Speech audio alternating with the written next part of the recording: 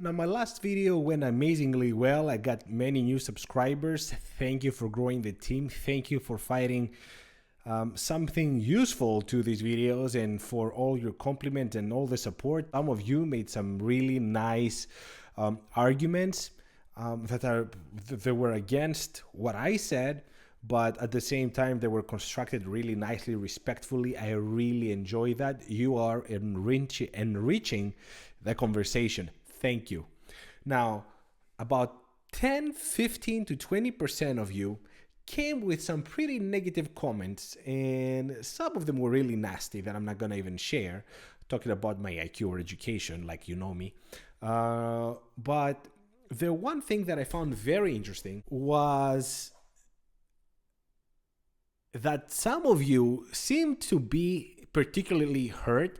It wasn't just an argument of margins or what a business model is.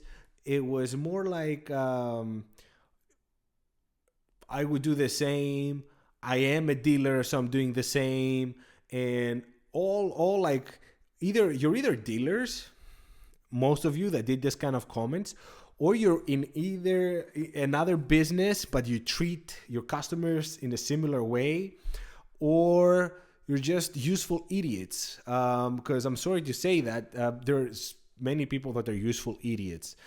They think they're making a smart argument, but they really don't. Now we're gonna go and see some of these nasty comments or bad comments, and then as a treat for all of you negative people out there, I'm gonna have about 10 things that gray market dealers are doing, and that's how they show their professionalism. Because you said that their businesses with overheads and the professionals, they check if the watch is authentic and the services before they give it out. Anyway, whatever. We're going to talk about this later. Let's see some of the comments. I'm going to start easy. And I see here that 50 Clock Sharp, he thinks that because you can contact them 99% of the time and they will buy your watch, it's a good deal. Sure, but look what kind of offer he got. So he went to the dealer and he offered him $3,500 for an Omega Planet Ocean 8900 and a Tudor GMT. The Tudor GMT could potentially be sold for $3,500, but anyway, he wanted to buy two for the price of one, and he thinks that's normal. And all that we have to do is just not give it to them. Sure. So here, Cool Peep, he says that they need to make a living too. That's understandable. He's talking about taking pictures and all these things that Federico says to his videos. So we're supporting Federico here, I assume, because he says they inspect, they clean, and somebody like Federico may actually do that. I don't disagree about a dealer like that.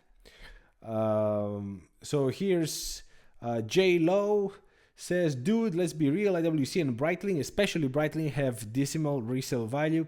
Decimal resale value, sure, that is true, but still they all have a price, and it's not that price, especially for what I had. Sputnik says that I would accept a dealer to offer 50% of retail. This is just how business works. I understand that. I understand up to a point, yeah. So they want to make 100%. Now you're gonna say with the overheads. That's what I said last time, and many of you got upset. It's not a clear profit. That 100% really has a lot of overhead, so they make like 30%, which is not again what they show on their channels. And that's what I'm trying to tell you. I'm not disagreeing with that. I'm saying that on their channels they're showing trading watches like that, and they make like $500 on a $10,000 watch, and that's 5%. So you would expect that you would get 5%. And don't tell me that's for Rolex. Even Rolexes don't sell that much. Try to sell your Rolex now, and please share. If you have a Rolex, go to a dealer, try to sell it, see what you get versus of what you had it for. So let's see. I'd be very interested, and I'm gonna make a video about it, and I'm gonna admit if I make a mistake. But I want to see some prints, some screenshots of that. Watch market is dying is actually a good thing for true watch enthusiasts and collectors. 100%. That's the Notorious Kid. That's 100% true. Before the pandemic, I used to love, like, I remember seeing the Daytona, the Platinum, for 50,000, and I thought back then it's expensive, and it went all the way to 200, and now it trades for like 100,000, 120. So here's Christopher West presents. So you're selling a watch you don't like because of all the deficiencies you mentioned. I never said there's a deficiency. And you're surprised that no one is offering top dollar. Also, no one wants IWC or Breitling. Well, Christopher, fuck you. First of all, I never said that there's a deficiency. I said that the bracelet doesn't taper. That's not a deficiency. I said that the new one has the in-house movement versus the modified Valjoux. That's not a deficiency. It has an open case back that I can see the movement versus the little prints. That's not a deficiency. So don't put words in my mouth. No one wants IWC or Breitling. First of all, you're wrong. Plain wrong. Actually, on the 1916 company, they mentioned that Breitling is number 3 in sales on their website. So I don't know where you're getting this. You're just trying to make a point because you're mad about something. And I assume you're a dealer. That's what I have to assume. And look at this. Somebody from the UK, actually. Oh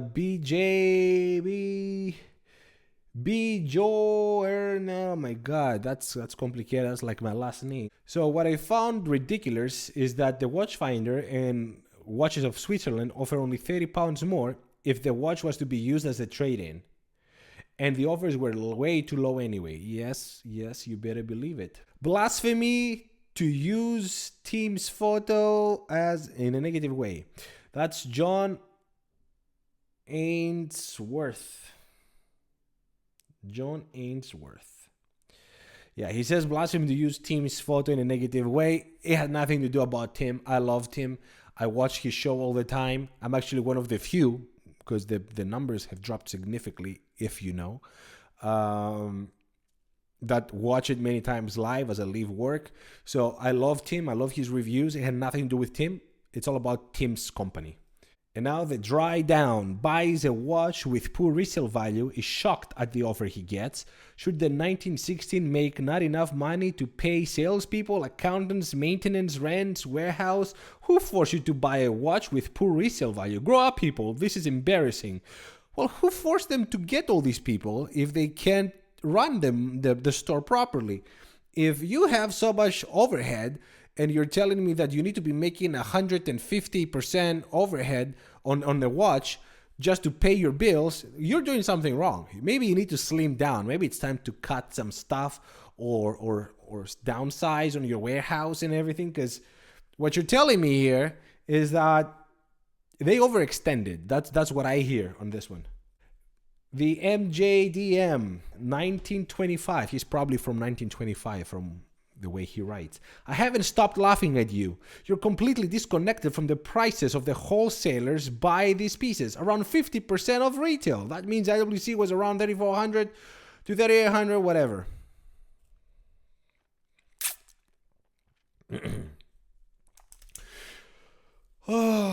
Okay, so that's what this guy believes. He hasn't stopped laughing at me. I mean, I told him that I'm here to entertain you, so I'm happy for him. But yeah, that's where we are, people. He thinks that 50% around retail is good, 50% of retail. The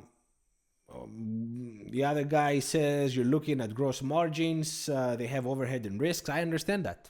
Yeah, nothing wrong with that. I get it.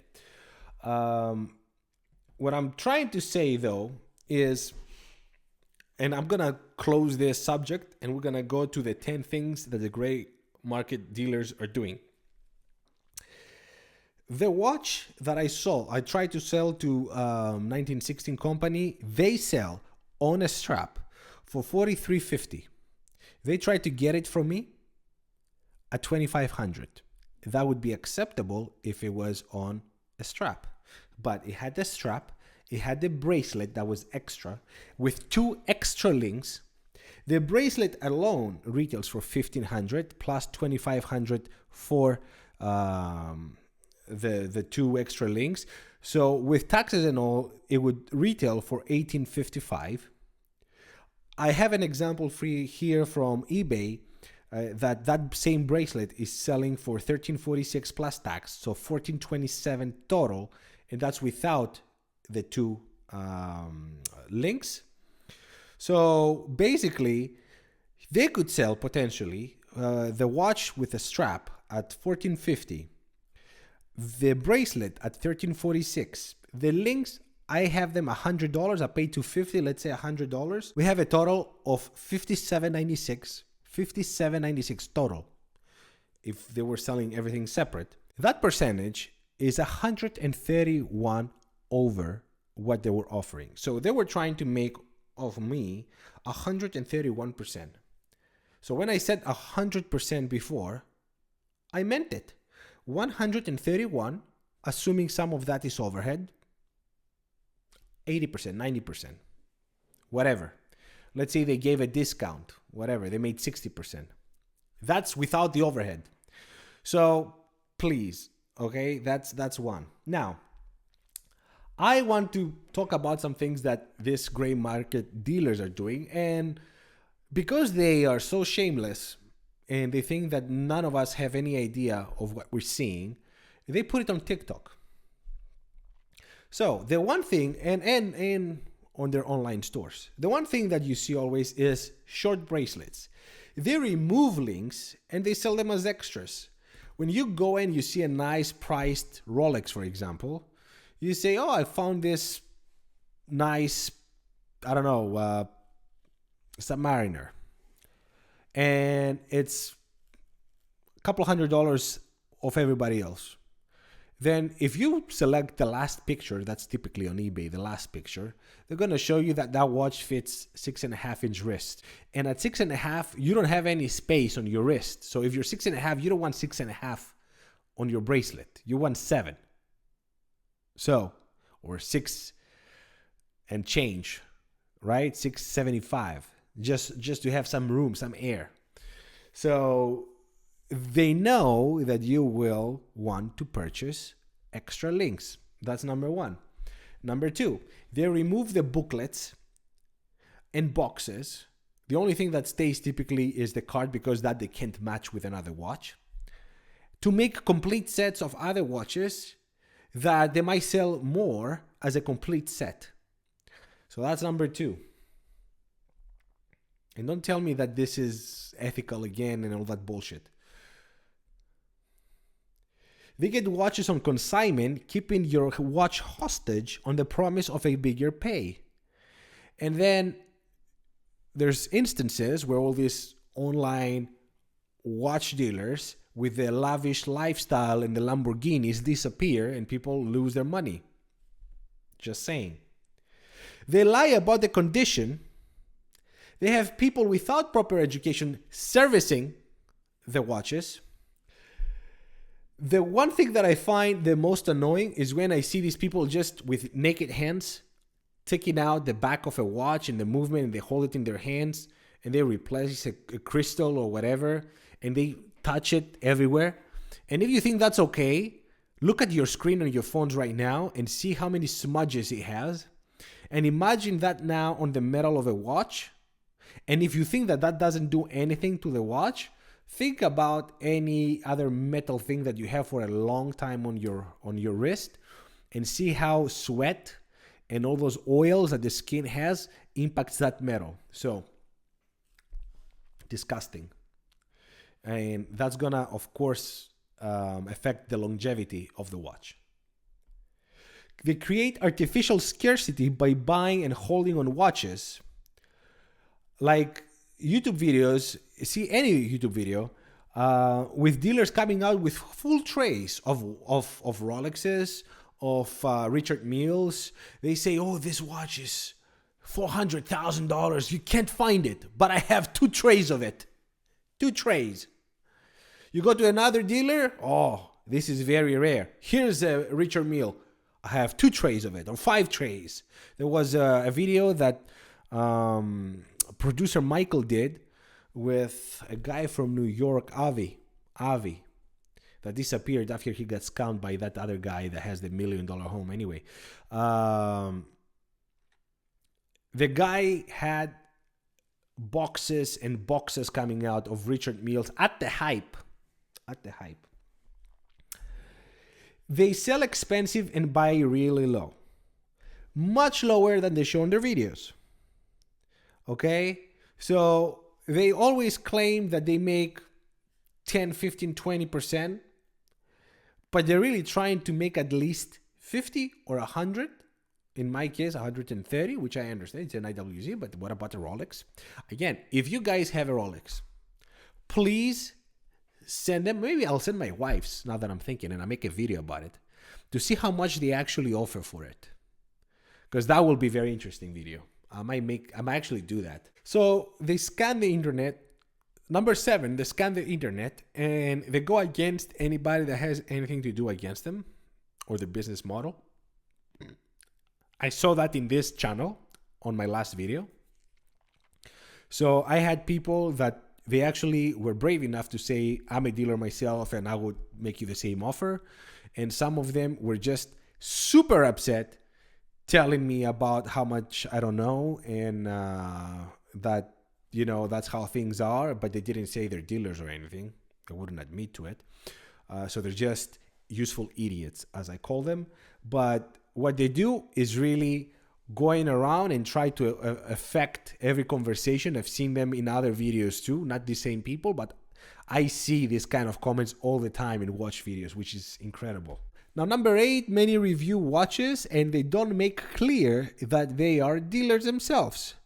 They have fancy videos, good productions, talking about watches, hyping the watches without saying, hey, I'm an AD or I'm a gray market dealer, buy it from my store. They just hype it without discrediting that they are dealers.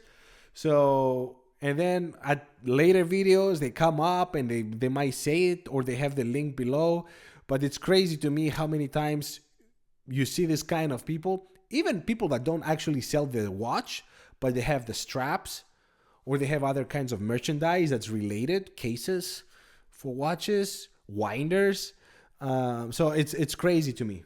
Now, this is my favorite. Number 9 is the watch universities. I'm not going to even talk about probably somebody that you have seen multiple times on your feed coming out saying how watches, I'm going to teach you how to make a little money with just access to internet and being close to a post office and $1,000, and I'm going to make you make money out of watches. And that guy came to the right time when it all started crashing. It was hilarious. But there's also people on TikTok that are very famous. Some of those that touch the movements with their bare hands, that created this kind of universities or whatever they call them, to teach you how to be traders. Extra source of income, I guess, because business is not that good. They create fake rivalries with empty accusations like, everything is available. Everything is available. I don't want to hear nothing's about here. I have it. Yeah, we know. Everything is available. We just said it. There were trays of it. Always. What price are you selling it for? That's what you're not disclosing. You're saying everything is available. We know it's available. But you are trying to make an argument with somebody else that's famous so that you benefit out of that argument. You make yourself known to the public and you say something really empty, that everything is available. We know everything is available. The question is how much? Is it retail? Is it below retail? I don't think so. So that's all I had for today, guys. Let me know what you think. How do you like this comment? How do you like my comments about the gray market dealers? And that's it. Let me know what you guys think. Thank you so much for your support. I really appreciate it. Thank you so much for watching. Until the next one. Ciao.